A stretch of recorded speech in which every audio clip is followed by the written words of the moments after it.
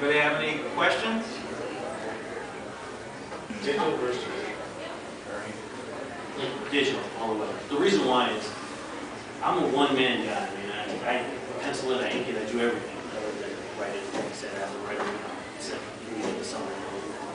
But being an only person working on it, digitally you can do everything so fast. I mean, I can ink digitally, I can create backgrounds so fast. I can just add blurs. I don't have to worry about inking and then smearing the ink all over the paper, which I do a lot in the traditional work.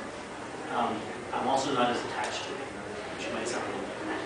But when I work traditionally, I feel like my sweat and my blood is in that and all that piece of paper. And so the ink is just like an expression of myself, or extension of myself. Digitally, it's just not the same thing for me. The computer kind of separates that. Love for it as much as I'm used to. But I'm just not as experienced. So if somebody decided, hey, I want to take this image and augment it and do all this stuff to it, that's fine. It's digital. But if somebody did that to one of my illustration pieces, I'd probably be upset. So that's why digital is just not as close to my heart as traditional.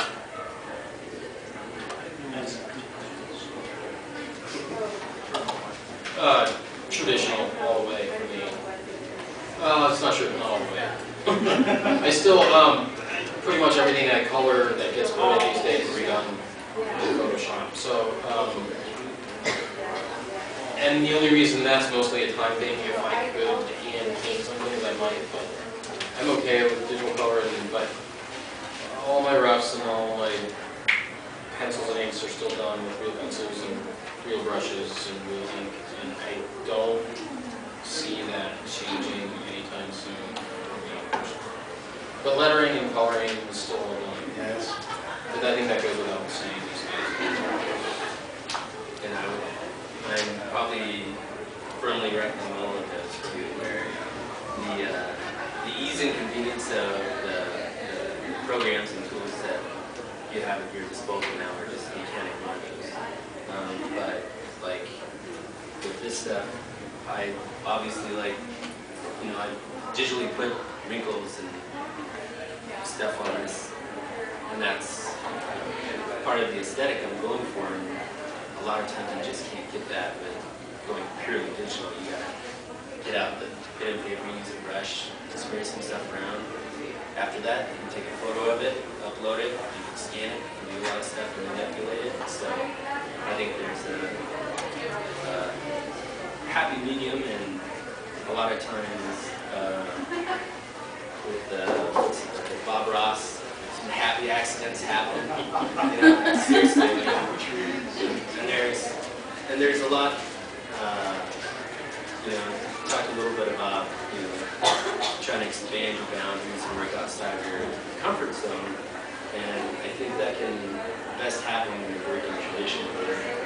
You paint yourself or you draw yourself in the corner and you're not sure how you're going to go out and get out of it, and you have to work out of it, and that's where you really, that's the cusp of learning, is that. So. Can I add one more quick thing before we go on? I think what's interesting, at least with my generation, is a lot of people, I grew up learning everything traditionally. And so when I see people around my age, I'm 36, I know.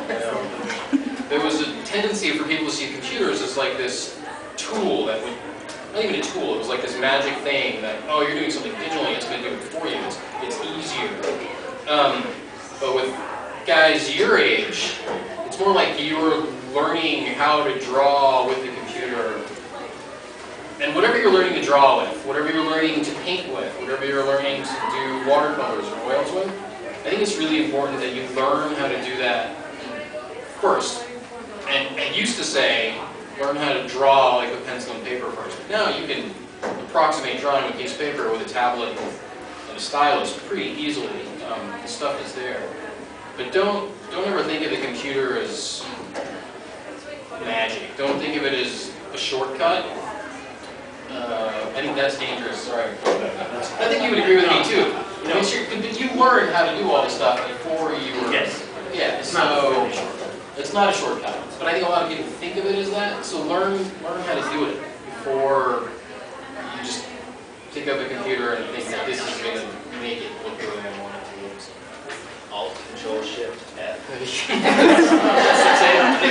Finish. Or M for masterpiece. That's right.